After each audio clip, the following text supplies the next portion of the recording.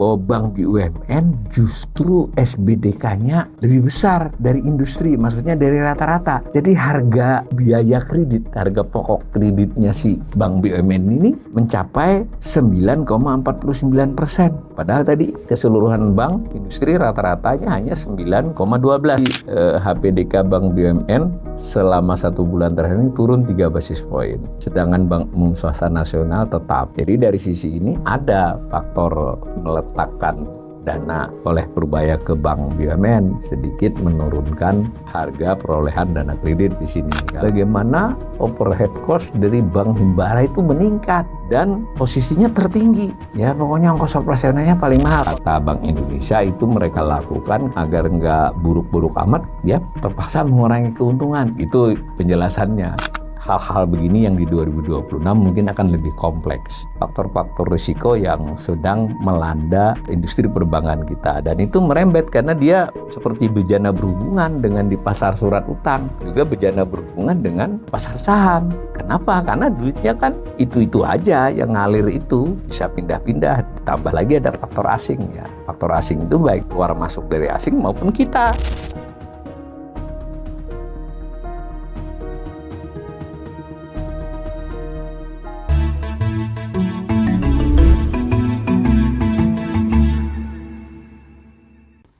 Salam cerdas, Ibu Bapak, Saudara-saudara yang saya hormati. Sesi assessment dari kanal Awali Rizki kali ini akan mengangkat topik suku bunga dasar kredit ya, SBDK. Informasi tentang SBDK ini disampaikan oleh Bank Indonesia dalam lampiran rilisnya yang dilakukan tiap bulan sudah selama beberapa tahun terakhir. Nah, rilis itu sendiri menyampaikan hasil rapat Dewan Gubernur Bank Indonesia tiap bulan. Bisa di minggu kedua, bisa di minggu ketiga, umumnya di minggu ketiga. Yang kemarin dilakukan pertengahan, disampaikan 17 Desember. Selain menyampaikan hasil secara umum rapat Dewan Gubernur itu, yang terutama banyak diberitakan adalah tentang ditetapkannya suku bunga acuan BI Rate. Bisa tetap, bisa turun, bisa naik. Kebetulan kemarin tetap ya, selama beberapa bulan ini tetap, dan untuk RDG rapat Dewan Gubernur Desember 2025 juga tetap 4,75%. Nah, tetapi dalam rilis tersebut ada lampiran. Sayangnya lampiran ini kurang banyak diberitakan oleh media ya, dan dirilis Bank Indonesia sendiri pun di badan rilisnya itu juga SBDK tidak selalu disebut, tetapi sebenarnya dalam paparan gubernur kadang disebut. Nah, meskipun rilis rapat Dewan Gubernur Bank Indonesia itu Desember, lalu ada lampiran terkait SBDK, itu SBDK-nya sendiri datanya baru disebut data SBDK Oktober 2025. Jadi datanya adalah data bulan Oktober. Nah, ini di slide ini tampilan depan dari dokumen tentang SBDK itu. Informasi tentang SBDK itu saya ambilkan dari semacam eksekutif summary-nya, ringkasan eksekutifnya. Ini ada beberapa ringkasan eksekutifnya. Di situ ada judul Assessment Transmisi Suku Bunga Kebijakan kepada Suku Bunga Dasar Kredit Perbankan. SBDK tadi suku bunga dasar kredit ya. Sekedar penyegaran buat pemirsa saya, SBDK atau suku bunga dasar kredit ini adalah suku bunga dasar kredit yang dipublikasikan bank. Jadi bank wajib, masing-masing bank maksudnya, mempublikasi SBDK dia. Jadi SBDK itu kalau ibarat jualan itu adalah harga pokok produksi ya, harga pokok produksi. Jadi kalau orang jual barang misalnya 1.200 perak, harga pokok produksinya 1.000. Jadi untuk bank aturan mainnya, karena bank ini mengalami pengaturan yang cukup ketat, jadi termasuk industri yang sangat regulated, itu bank diwajibkan oleh OJK. Kalau dalam konteks mikro ini OJK ya, micro banking. Nah, tapi dalam konteks informasi tentang SBDK dikaitkan dengan berbagai hal itu ya Bank Indonesia melakukan. Nah, tapi dasar dari bank mengumumkan SBDK-nya, dan itu wajib, itu ditetapkan mulai tahun 2019 melalui peraturan OJK ya. Nah, dari 2019 saya lupa bulan apa itu sampai sekarang terus wajib. Tiap bulan dia harus mengumumkan SBDK-nya. Nah, yang diolah oleh Bank Indonesia ini berarti data dari masing-masing bank berdasarkan aturan OJK. Memang Bank Indonesia dalam hal data melakukan sinkronisasi, harmonisasi dengan OJK ya. Nah, diolah. Jadi SBDK itu suku bunga dasar kredit. Nah, bisa ditambah kata perbankan, itu bisa disebut sebagai harga pokok ya. Jadi harga pokok kredit. Tapi di pengertian harga pokok kredit ini sudah masuk keuntungan. Itu bedanya dengan yang biasa. Jadi ini teoritisnya tidak HPP biasa. SBDK diumumkan untuk transparansi agar konsumen, nasabah, baik orang yang menaruh maupun yang meminjam dan termasuk pemerintah, Bank Indonesia, OJK itu memiliki informasi yang cukup akurat ya. Bagaimana kondisi perbankan. Memang di berbagai dunia ya seperti itu, best practices perbankan harus menyampaikan SBDK-nya. BI juga akan mempengaruhi cara dia menentukan BI rate. Nah, SBDK sendiri ini juga diumumkan itu untuk juga memperlihatkan bank itu kenapa bunga kreditnya segitu. Nah, meskipun SBDK dengan yang diterima langsung oleh nasabah itu tidak persis sama, ada tambahan satu yang tidak masuk SBDK yaitu premi risiko. Jadi kalau bank memberikan kredit kepada pihak tertentu, industri tertentu, dia akan menambahi premi risikonya ya, semacam asuransi. Jadi tidak sama ya, tapi tidak jauh. Dikatakan memang oleh OJK tujuannya ini agar transmisi kebijakan dari Bank Indonesia yang makroprudensial itu ketahuan efektif, tidak efektif, ada time lag berapa lama. Jadi BI rate diturunkan, bagaimana pengaruhnya terhadap SBDK? SBDK pengaruhnya terhadap bunga yang diterima nasabah. Begitu juga BI rate yang mempengaruhi suku bunga DPK, dana simpanan ya, depositoka dan sebagainya. Nah, mari kita lihat data sampai dengan bulan Oktober. Saya capture, ada gambar ini di grafik satunya. Nah, di situ yang dikasih gambar dari bulan Desember tahun 2019. Ya, dari awal adanya aturan untuk diungkapkan ini sampai Oktober 2025 ya. Nah, yang diberi angka-angkanya itu adalah bulan September dan Oktober karena laporan ingin memperlihatkan perubahan sebulan terakhir. Karena itu kalau kita misalnya mencermati rilis tiap bulannya, kita kan bisa menyusun. Sayangnya ini kritik, Bank Indonesia biasanya cukup user friendly ya, biasanya sediain data-data mentah ya, data dalam bentuk file Excel, tapi untuk SBDK ini tidak, terpaksa harus diolah sendiri. Tapi gambar ini sudah hasil olahan Bank Indonesia. Nah, kalau kita lihat bulan Oktober dibandingkan September 2025 dalam sebulan ini, SBDK suku bunga dasar kredit itu meningkat. Nah, yang merah ini. Jadi bulan September 9,08%. Saya ingatkan ya, SBDK ini serupa harga pokok penjualan, harga pokok kredit, tapi ada keuntungan sudah di sana. Yang tidak masuk hanya premi risiko untuk sampai ke nasabah. 9,08 justru naik ke 9,12%. Jadi naik istilahnya 4 basis poin ya, karena 0,04% itu 4 basis poin. Nah, pada saat bersamaan itu laju kredit juga di bulan Oktober itu turun pada bulan September. Laju pertumbuhan kredit dibandingkan September tahun lalu itu 7,70%. Nah, di bulan Oktober ini 7,36%. Memang sebenarnya sudah ada data November ya, tapi karena ini konteksnya SBDK, data Novembernya tidak disebut. November memang kredit naik lagi jadi 7,7. Ini info awal. Nah, kalau kita lihat gambar yang merah karena kita khusus SBDK, itu sebenarnya SBDK memang cenderung meningkat ya.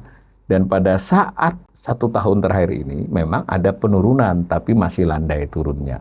Nah, jadi meskipun istilahnya harganya kredit itu selain sebelum bunga ya, sebelum bunga kredit itu turun, tapi lajunya juga turun. Berarti ada aspek permintaan ya, aspek sektor real yang memintanya tidak mengalami peningkatan. Bank Indonesia menyajikan juga data SBDK. Saya ulangi ya, mudah-mudahan nggak bosan, suku bunga dasar kredit. Jadi harga pokok kredit lah, tapi di dalamnya sudah termasuk margin keuntungan. itu dibagi menurut kelompok bank. Kan kelompok bank ada Bank BUMN, Bank Himbara, ada Bank Umum Swasta Nasional, lalu ada Bank Pembangunan Daerah BPD, lalu ada kantor cabang bank asing ya, tapi yang bersifat kantor cabang di sini. Nah, di sini ditampilkan hanya data untuk 2 bulan. Yang biru menunjukkan data bulan September, yang marun itu bulan Oktober. Nah, yang agregat itu sama dengan data di atas tadi. Agregat itu maksudnya keseluruhan bank, total bank, agregat bank. Nah, itu kan tadi di depan sudah diperlihatkan terjadi kenaikan dari 9,08% menjadi 9,12%. Jadi kalau ibu bapak semua ini memperoleh kredit bunganya 12, 11, atau bahkan sampai 15 untuk kredit tertentu, ya ini bersifat rata-rata, karena ada orang yang dapat kredit di bawah 10, di bawah 9 kan, karena dia kredit investasi yang misalnya besar dan jangka panjang. Apa yang menarik, ini assessment saya yang kedua selain tadi bersifat umum, kalau kita lihat dari sini, menarik kan, bahwa Bank BUMN justru SBDK-nya lebih besar dari industri, maksudnya dari rata-rata. Jadi harga biaya kredit, harga pokok kreditnya si Bank BUMN ini mencapai 9,49%. Ya, padahal tadi keseluruhan bank industri rata-ratanya hanya 9,12 Oktober ya. Mengapa begitu? Karena ada kantor cabang bank asing yang SPDK-nya kecil ya. Jadi memang sangat efisien. Nanti kita lihat apa yang menyebabkan dia bisa harga pokoknya rendah ya si cabang bank asing itu. Nah, yang menariknya bahkan dibandingkan bank umum swasta nasional yang bukan Bank Himbara pun SBDK-nya suku bunga dasar kreditnya Bank BUMN itu lebih tinggi ya. Yang Bank Umum Swasta Nasional hanya 8,66. Memang Bank Pembangunan Daerah lebih tinggi. Data ini kan hanya data untuk 2 bulan. Saya coba olah untuk data sepanjang tahun 2025. Jadi kurang lebih 10 bulan terakhir. Cuma yang saya ambil hanya BUMN dan BUSN aja, kantor cabang bank asingnya saya tidak pakai. BPD yang lebih tinggi tidak dipakai. Jadi ada 3 info di sini. Satu yang bersifat industri rata-rata, kedua yang BUMN, SBDK masih ya, lalu Bank Umum Swasta Nasional. Nah, yang kelihatan kan, yang di tengah-tengah itu industri rata-rata. Rata-rata ini tidak hanya rata-rata berdua ya, tapi termasuk rata-rata kantor cabang bank asing dan rata-rata BPD.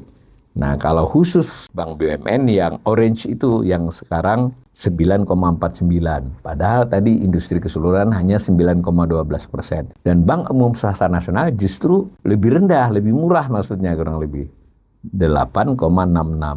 Saya tandai bulan Agustus. Mengapa? Karena kita semua sudah akrab ya di bulan September, awal September. 8 September beliau dilantik, 10 sudah gebrakan, naruh duit di Bank Himbara, Bank BUMN. Dengan maksud dia bisa memberikan kredit yang lebih besar dan karena mendapatkan dana yang relatif lebih murah. Tapi kalau dari data ini, meskipun dibandingkan Agustus, berarti September tuh turun. Tapi Oktober naik lagi.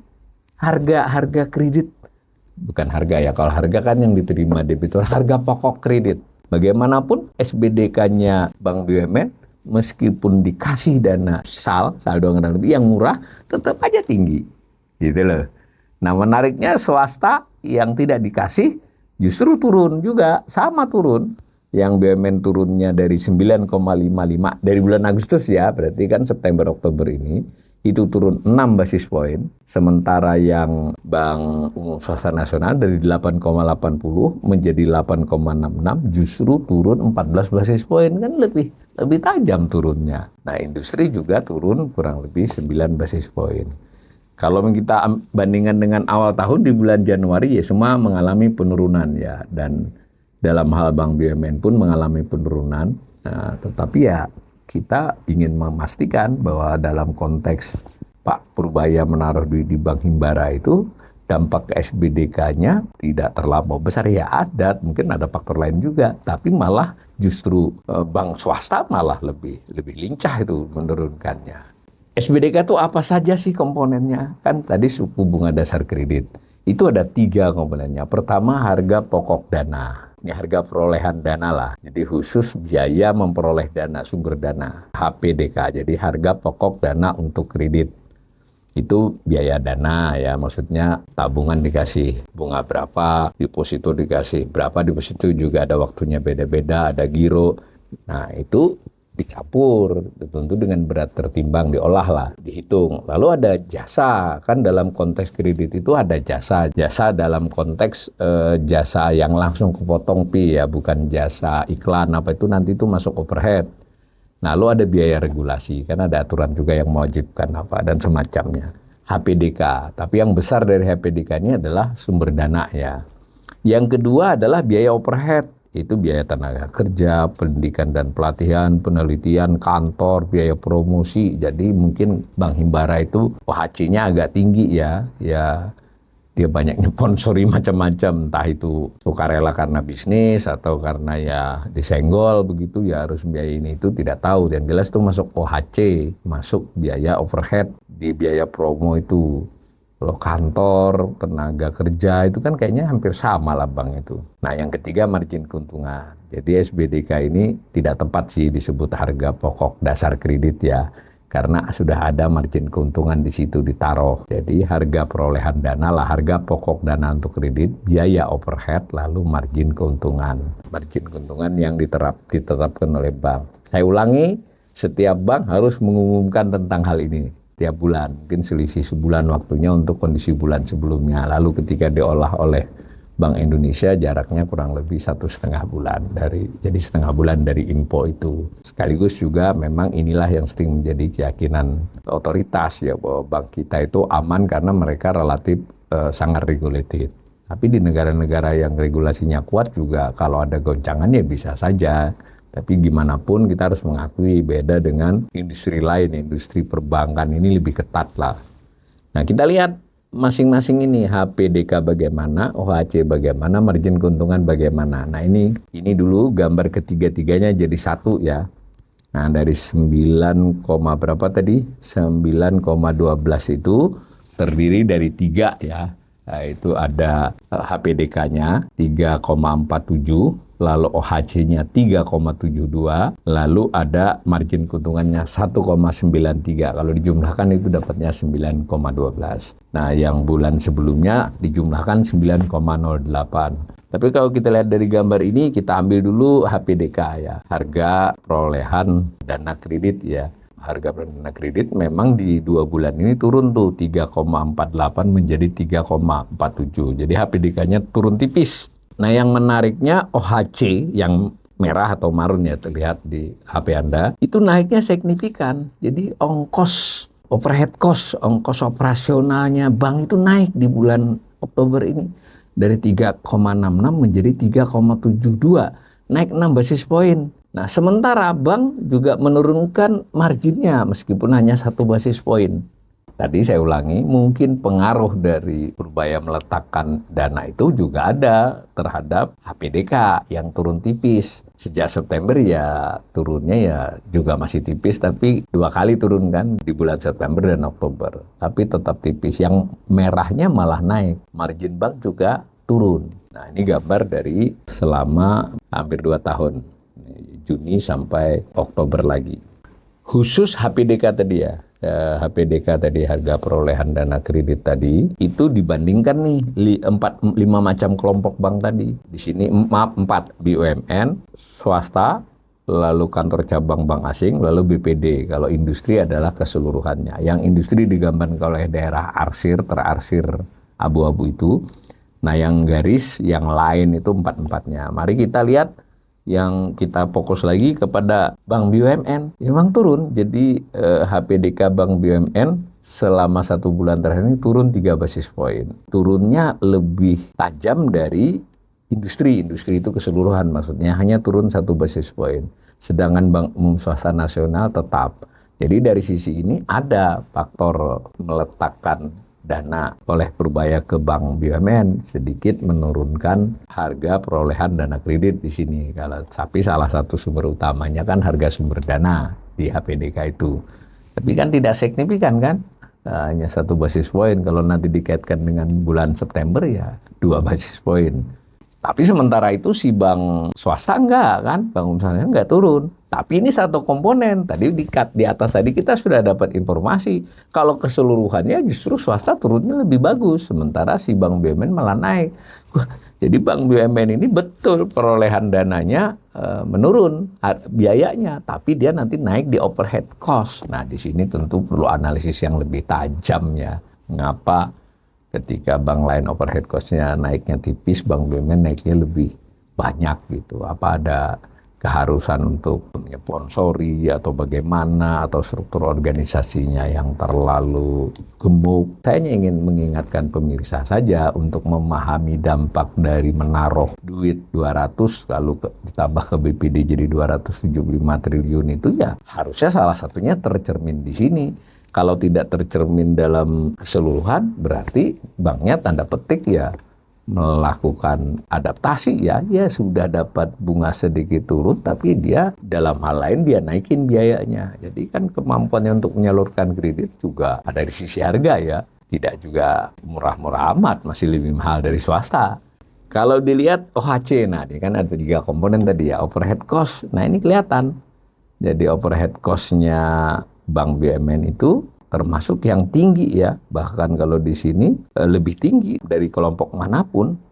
Jadi dia mencapai 4,20%. Ini hitungannya dari kredit ya, karena nanti kan kredit misalnya dapat bunga 12, ini cara ngitungnya seperti itu. Harga presentasi yang akan diberikan untuk menjadi kredit. Khusus overhead-nya besar 4,20. Jadi sebulan ini mengalami kenaikan 9 basis point. Industri keseluruhan naik 6 basis point. Tapi industri keseluruhan itu karena dikontribut, disumbang oleh BUMN ini terutama. Sementara Bank Umum Swasta Nasional hanya naik 2 basis point. Kalau kita perhatikan, bank asing justru mengalami penurunan overhead cost ya, yang kuning itu. Nah, bank moneter naiknya cukup, itu 7 basis point. Tapi yang paling tinggi kenaikannya Bank BUMN. Ini menarik sekali ya, bagaimana overhead cost dari Bank Himbara itu meningkat dan posisinya tertinggi. Ya pokoknya ongkos operasionalnya paling mahal. Kalau tentu ongkos operasional itu tidak hanya dari data ini ya, nanti ada BOPO namanya. Biaya operasional dibandingkan dengan pendapatan operasional. Tapi info yang khusus dikaitkan dengan SPDK dia paling tinggi. Komponen ketiga adalah margin keuntungan.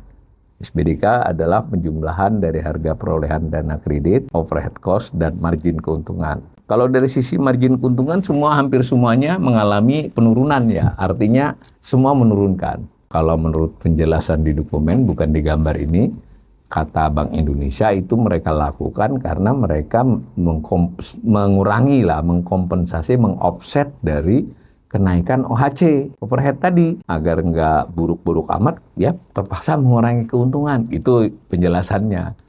Nah, kalau dilihat ini, Bank BUMN malah naik 1%. Jadi ini salah tulis saya. 1,97 menjadi 1,9, naik 1 poin ya. Tapi kalau yang industri, yang Bank Umum Swasta Nasional itu turun. Nah, yang meningkat BUMN naik 1 basis poin, bukan 1% ya, 0,01%. Sementara yang naiknya agak pesat itu justru margin keuntungan yang diambil oleh bank asing ya, kantor cabang bank asing. Bahwa secara umum SBDK itu mengalami peningkatan di bulan Oktober ya dibandingkan September. Kalau dilihat dari setahun ya mengalami penurunan kalau dibandingkan Januari, tapi penurunannya relatif landai. Di antara kelompok-kelompok itu Bank BUMN termasuk SBDK-nya yang masih cukup tinggi, bahkan secara khusus dalam hal komponen dari SPDK yaitu overhead cost, itu Bank BUMN termasuk yang tertinggi. Laporannya di bulan Desember, kondisi yang dilaporkan sampai Oktober, itu digambar memang grafiknya agak ribet ya, 6 komponen itu nggak mudah dilihat, tapi kalau kita sedikit cermat ya kelihatan. Digambarkan di situ ada penurunan BI rate ya, BI rate digambarkan oleh yang arsiran ini. Arsir, bukan garis, pink itu, arsir. Sekarang kan 4,75 ya, sudah beberapa bulan ini 4,75, 4 bulan apa 3 bulan terakhir ini. Nah, jadi turun, kalau dibandingkan misalnya di bulan Desember itu 6%. Di bulan Januari itu kalau saya tidak salah 6%, berarti turunnya 125 basis point. Nah, pada saat yang bersamaan penurunan SBDK tadi kita sudah lihat di gambar ini nggak ada. Tidak setara, jadi tidak sampai 125 basis point. Tadi kita kan hanya bicara SBDK, di sini yang digambarkan adalah suku bunga kredit rata-ratanya. Nah, kredit baru di situ misalnya 9,34 ya, sedikit di atas SBDK kan 9,12, berarti selisihnya itu adalah premi risiko. Ini rata-rata loh ya buat pemirsa, saya kok dapat kredit 11-12%, ini kan rata-rata. Jangan lupa mengambil kredit besar di investasi itu bisa kreditnya hanya 7 atau 8% ya, karena nilainya triliun. Nah, yang jelas gambar ini hanya ingin menunjukkan penurunan BI rate ini diakui, jadi diakui sendiri oleh Bank Indonesia, bahkan dalam kalau saya tidak salah dalam paparannya Gubernur Bank Indonesia merasakan transmisi kebijakan moneter itu tersendat lah, berlangsung tapi relatif ada time lag. Time lag itu artinya ada jarak waktu. Kita kalau baca media itu Bank Indonesia menurunkan suku bunga acuan yang disebut BI rate ya. Dengan begitu diharapkan suku bunga kredit juga akan turun. Nah, untuk turun ke situ kan tidak langsung seketika, bank menyesuaikan dulu SBDK-nya, perolehan dananya, lalu dihitung-hitung, maka bisa nurunin kredit nggak. Tapi tentu dia harus juga nurunin dulu DPK, biaya DPK. DPK itu bisa tabungan, giro, deposito, terutama yang sangat signifikan deposito. Makanya di sini di gambar ini ada deposito 1 bulan, ada 1 bulan, lalu ada yang khusus DPK keseluruhan. Nah, ternyata transmisinya belum lancar. Nah, mengapa begitu? Banyak analisis. Salah satu analisis yang sering disampaikan kanal ini, BI rate turun, lalu bank tidak bisa secepat itu menurunkan suku bunga deposito misalnya, atau DPK. Kenapa kalau dia terlalu mengikuti sama persis dengan yang diturunkan oleh BI, suku bunga acuan, si nasabah gede-gede itu bisa beli SBN, apalagi pemerintah juga getol mengeluarkan SBN retail kan. Nah, maka dia bisa milih itu. Belum lagi kalau kita lihat pasar saham. Pasar saham tidak harus orang langsung main saham, dia bisa melalui fund manajemen ya, perusahaan investasi, dia bisa naruh duit di sana dia di mix, diolah, dia dapat return berapa. Kalau dia dapat di sana 7 sampai 8, itu kan meskipun ada risiko lebih tinggi dibandingkan dia naruh di deposito, tapi kan itu alternatif. Karena itu bank tidak mudah menurunkan DPK, lebih pelan lajunya dibandingkan penurunan BI rate. Bahkan nilainya pun setelah berbulan-bulan tidak sama, tidak sejumlah penurunan BI rate. Ujungnya ya di SBDK, karena dengan dia tidak menurunkan terlalu cepat suku bunga deposito meskipun turun, maka SBDK dia kan juga tidak bisa turun, apalagi tadi overhead cost. Nah, kalaupun dia menurunkan relatif respon terhadap BI rate, bank juga mengkompensasi kalau di bulan-bulan sebelumnya dia marginnya terlalu tipis. Karena itu dia tidak mudah juga menurunkan bunga kredit. Nah, itulah yang menjadi kompleksitas dari kebijakan moneter di Indonesia, kebijakan perbankan. Ya dibilang tidak efektif, ya ada pengaruhnya. Tapi dibilang efektif, dia ada time lag-nya, ada senjang waktunya, dan jumlahnya pun tidak seperti yang terukur. Kalau mau perbandingan ekstrim ya misalnya ketika The Fed menurunkan suku bunganya itu lebih tertransmisi ke banyak komponen. Meskipun belakangan ini juga mulai ada, bukan anomali ya, ada sedikit aksi reaksi yang beda karena ada pemerintah Amerika yang juga lagi sedang getol cari utang ya buat US Treasury Note, SBN-nya Amerika. Hal-hal begini yang di 2026 mungkin akan lebih kompleks. Jadi tidak bisa kita seperti kita baca secara umum ya di media itu BI turun nanti suku bunga kredit turun maka pertumbuhan kredit akan besar. Enggak, dari analisis ini tadi enggak. Ya BI turun, suku SBDK sedikit turun, suku bunga kredit sedikit turun, laju pertumbuhan kredit juga turun. Karena kan bukan soal harga saja, adalah soal juga permintaan. Harga itu kan penawaran, ya enggak? Ada likuiditas itu penawaran, aspek harga yang ditawarkan SBDK, tapi ada faktor permintaan, sektor real. Kalau sektor real bila dikasih harga turun sedikit, dia nggak butuh, atau dia lagi melakukan penyesuaian di usaha realnya, yang kan nggak ngambil kredit ini. Dan bank pun mungkin takut, ini mau, tapi kan perusahaannya sedang down, masa mau dikasih kredit besar jadi perkara nanti kan. Nah, kita belum tahu ke depannya. Inilah faktor-faktor risiko yang sedang melanda industri perbankan kita. Dan itu merembet karena dia seperti bejana berhubungan dengan di pasar surat utang. Pasar surat utang, pasar SBN. Juga bejana berhubungan dengan pasar saham. Kenapa? Karena duitnya kan itu-itu aja yang ngalir itu. Dia bisa pindah-pindah, ditambah lagi ada faktor asing ya. Faktor asing itu baik keluar masuk dari asing maupun kita. Nah, penduduk kita yang punya duit banyak juga kan dengan teknologi seperti sekarang kan ya bisa beli saham di manapun, bisa naruh duit di manapun karena bebas. Begitu ya, kurang lebih yang ingin kita gambarkan, saya simpulkan secara sederhana. Jadi suku bunga dasar kredit yang di bulan Oktober ini sudah 9,12%. Naik dibandingkan September, tapi kalau dibandingkan awal tahun ini sudah turun kurang lebih 40-an basis poin ya sudah. Tapi kalau dibandingkan Oktober justru naik. Nah, komponennya untuk bulan Oktober ini harga pokok dana untuk kredit HPD ya. Saya tadi bilangnya harga perolehan, tapi harga pokok dana untuk kredit HPDK itu 3,47. Biaya overhead cost-nya 3,72. Tapi jangan lupa tadi Bank BUMN lebih dari 4. Lalu margin keuntungan sebesar 1,93%. Bunga kredit perbankan sedikit di atas SBDK sesuai karena menambahi premi risiko. SBDK dan komponennya beserta suku bunga kredit itu berbeda antar kelompok bank. Laju pertumbuhan kredit itu melambat pada 2025. Ini hati-hati ya pemirsa saya. Kalau dibilang laju melambat itu bukan turun. Kalau turun itu misalnya dari kredit 1.000 triliun menjadi 990 itu turun. Yang turun ini cuma lajunya. Sebenarnya jumlah kredit yang outstandingnya naik. Tapi laju kenaikannya turun tuh namanya laju kredit turun. Kalau total kredit yang outstandingnya sebenarnya tetap bertambah. Di tahun lalu 2 digit, bahkan di tahun selama 3 tahun terakhir di atas 10%. Tahun ini sampai bulan Oktober baru 7,36. Meskipun info terkini di bulan November naik lagi jadi 7,7, tetap berarti. Padahal SBDK setahun ini kan turun. Jadi meskipun harganya turun, SBDK turun diikuti oleh turunnya suku bunga kredit, meskipun tidak secepat penurunan suku bunga acuan, tapi ternyata laju pertumbuhan kredit juga tidak meningkat, malah turun lajunya. Beberapa catatan tadi yang perlu digarisbawahi, overhead cost Bank BUMN itu tinggi. Nah, HPDK dan OHC kantor cabang bank asing itu rendah, tapi kita tidak cukup informasi kenapa begitu. Kalau dari dokumen aja ini harus kajian sendiri.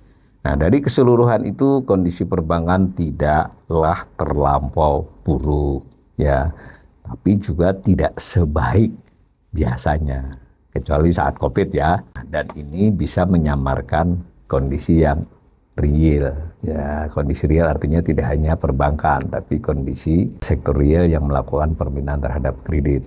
Nah, kompleksitas juga tergambar dari informasi tadi. Ini kompleksitasnya sudah berlangsung bertahun-tahun ya, karena memang begitulah industri keuangan saling terhubung. Tetapi dengan asesmen ini saya ingin mengingatkan kita semua, kompleksitas yang tinggi itu ya juga bisa menyamarkan situasi yang tiba-tiba berubah dan dia langsung terhubung satu dengan yang lain. Itu dari sisi negatifnya.